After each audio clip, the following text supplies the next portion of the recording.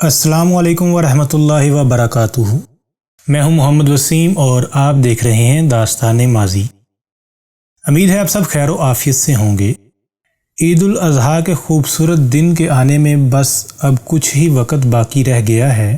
پچھلی ویڈیو میں ہم نے اسلام سمیت دیگر مذاہب میں قربانی کی اہمیت اور طریقوں پر روشنی ڈالی تھی۔ یہ ویڈیو بھی قربانی کے ہی متعلق ہے، لیکن نئے موضوع کے ساتھ۔ امید ہے آپ کو داستان ماضی کی دیگر ویڈیوز کی طرح یہ بھی پسند آئے گی۔ دوستو، جیسا کہ آپ جانتے ہیں، جب سے انسانی زندگی کی شروعات ہوئی ہے تو جانوروں کی قربانی کا رواج بہت سی روایات اور مذاہب کے ذریعے منایا جاتا رہا ہے۔ اس رسم کے مختلف مذاہب میں مختلف اشکال اور طریقے ہیں، اور اس ویڈیو میں ہم بات کریں گے کہ ترکی کے لوگوں میں قربانی کے رواج اور طریقہ کیا ہے۔ ترک باشندوں نے اسلام کو اپنا مذہب قبول کرنے سے پہلے بھی اس روایت پر عمل کیا، اور اسلام آنے کے بعد عید الاضحیٰ کی شکل میں اس کی پیروی جاری رکھی۔ پچھلی ویڈیو میں جیسا کہ ہم نے جانا کہ خدا کے نام پر کسی جاندار کو قربان کرنا بہت سے مذاہب میں ایک عام سی رسم ہے۔ عام طور پر جانور کو قربان کیا جاتا رہا، لیکن ایسے مذاہب اور ثقافتیں بھی تھیں جو انسانی قربانی کرتی تھیں، جیسے ایزٹکس، مصری فونیشین اور وائکنگز۔ یونانی افسانوں میں مینیلاس نے طوفان سے بچنے کے لیے اپنی بیٹی ایفیجینیا کو قربان کر دیا، جو کہ یونانی سانحات کا ایک مشہور واقعہ ہے۔ یہودی اپنی کھیتیوں کی پہلی پیداوار قربان کرتے تھے۔ بائبل بھی قربانی کی رسومات کا ذکر کرتی ہے، جن میں حضرت عیسیٰ علیہ السلام نے شرکت کی تھی۔ حضرت آدم کے 2 بیٹوں نے خدا کے حضور قربانی پیش کی، لیکن خلوص نیت کے ساتھ ایک بیٹے کی قربانی خدا نے قبول کی، اور اس کے نتیجے میں حابیل کو اس کے بھائی قابیل نے قتل کر دیا۔ اپنے آپ کو قربان کرنا بڑی عقیدت کی علامت ہے۔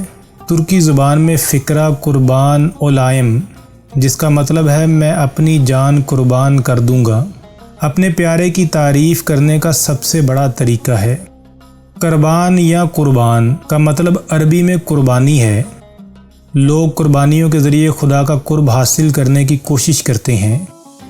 اسلام قبول کرنے سے پہلے ترک لوگ خون کے ساتھ اور بغیر خون کے قربانی کرتے تھے، جو خدا کو تحفہ پیش کرنے، اپنے آپ کو برائی سے بچانے اور اپنے آباء و اجداد کی روحوں کے لیے منعقد کی جاتی تھیں۔ اس رسم کو کچھ مخصوص پتھروں یا درختوں کے ساتھ ترتیب دیا گیا تھا، جو کہ مخصوص دنوں میں رسم کے لیے مختص کیے گئے تھے۔ ان مقامات کو تہوار کے علاقوں کی طرح سجایا جاتا تھا۔ قدیم زمانے میں ترکیوں میں انسانی قربانی کی روایت نہیں تھی۔ انہوں نے گھوڑوں، مینڈوں، بھیڑوں اور ہرنوں کی قربانی دی۔ ان جانوروں کا انتخاب بے ترتیبی سے نہیں کیا جاتا تھا، بلکہ ان کی شرائط و ضوابط موجود تھیں، جن پر پورا اترنا ضروری ہوتا تھا۔ مثال کے طور پر برائی کو ختم کرنے کے لیے صرف سفید گھوڑوں کی قربانی دی جا سکتی تھی۔ قربانی کے جانور کی ہڈیاں نہیں توڑی جاتی تھیں، بلکہ تھیلی میں درخت پر لٹکا دی جاتی یا دفن کر دی جاتی تھیں۔ قربانی کی ایک اور رسم زمین پر گھوڑی کا دودھ ڈالنا تھی، جو خون کے بغیر قربانی کی ایک مثال تھی۔ عثمانی سلطان محمد پنجم عید الاضحیٰ کے موقع پر چارگان محل کے صحن میں مینڈے کی قربانی سے عین قبل دعا پڑھتے تھے۔ اسلام آنے کے بعد ترک لوگ عید الاضحیٰ پر جانور کی قربانی کرنا شروع ہوئے، جو اسلامی قمری مہینوں کے 12ویں مہینے ذی الحجہ کی 10ویں سے 13ویں تاریخ کو ہوتی تھی۔ یہ وہ دن بھی ہیں جب حجاج مکہ کا حج کرتے ہیں۔ دوسرے دنوں میں جانور کی قربانی کی اجازت ہے، لیکن اسے رضاکارانہ عمل کے طور پر شمار کیا جاتا ہے۔ ایک جانور کی قربانی دی جاتی ہے، جیسا کہ یہ رب کا حکم ہے، اور یہ عمل خدا پر کسی کے ایمان کو ظاہر کرتا ہے۔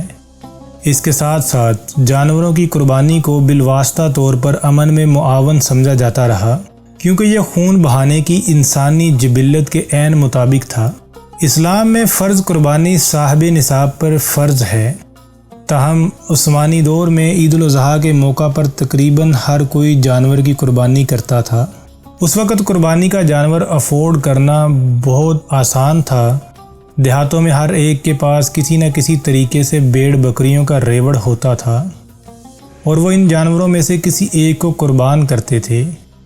تاہم شہروں میں رہنے والوں کو عید الاضحیٰ پر رقم خرچ کر کے جانور حاصل کرنا پڑتا تھا۔ ماضی میں جانوروں کے ریوڑ اناطولیہ سے استنبول لائے جاتے تھے، وہاں انہیں شہر کی فصیلوں سے باہر رکھا جاتا۔ ان ریوڑوں کو بیچنے کے لیے گروہوں کی شکل میں شہر بھیجا جاتا۔ عموماً ہر کوئی اپنے جانور کی قربانی خود کرتا۔ جو لوگ رسم ادا کرنا نہیں جانتے تھے انہوں نے پہلے سے ایک قصاب کا بندوبست کیا ہوتا تھا اور رسم کے بعد اسے تحفہ بھی دیا جاتا تھا۔ گھروں کے باغات رسم کے لیے موزوں تھے۔ شہروں میں بھی بہت سے کھیت تھے، اس لیے گلیاں گندے مناظر کا گھر نہیں تھیں۔ جیسا کہ قربانی کے جانور کے تمام حصوں کو مقدس سمجھا جاتا ہے، اس لیے انتڑیوں کو باہر پھینکنے کی بجائے دفن کر دیا جاتا تھا۔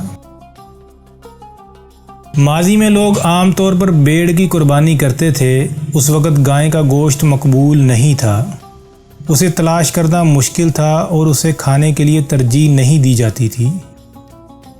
مٹن مرغوب تھا، مادہ جانوروں کو عام طور پر ترجیح نہیں دی جاتی تھی کیونکہ وہ اولاد کو جنم دیتے ہیں اور دودھ دیتے ہیں۔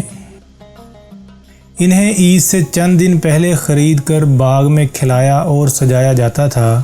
لوگ عید کی نماز کے بعد قربانی کے جانوروں کو مہندی لگاتے اور ذبح کرتے۔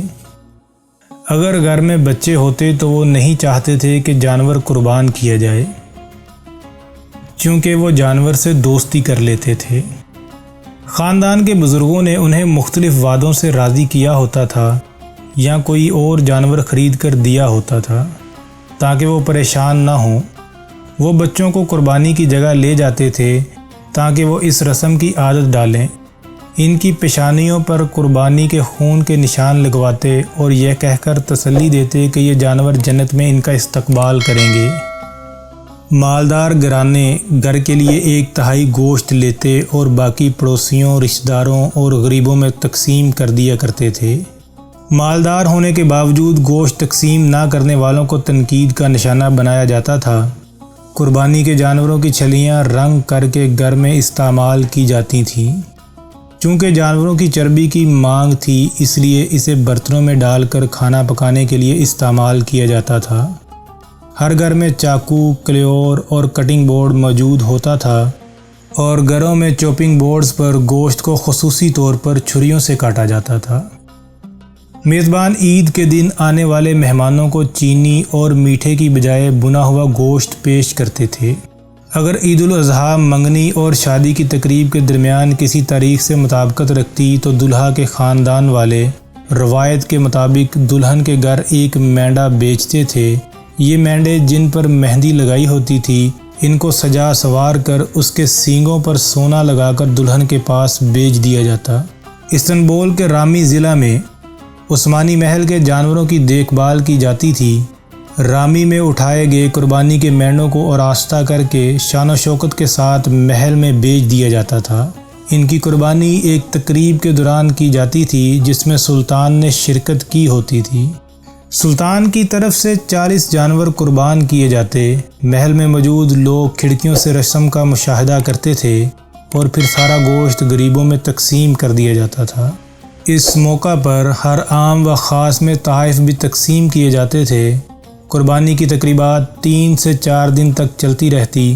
جہاں عمرہ لطف حاصل کرتے وہیں غریبوں کے لیے بھی عید الاضحیٰ خوشیوں کا پیغام لاتی۔ امید ہے آپ سب کو یہ ویڈیو پسند آئی ہوگی۔ اپنا اور اپنے پیاروں کا خیال رکھیے گا۔ داستان ماضی کی جانب سے آپ سب کو عید مبارک۔ ملتے ہیں اگلی ویڈیو میں۔ اللہ حافظ۔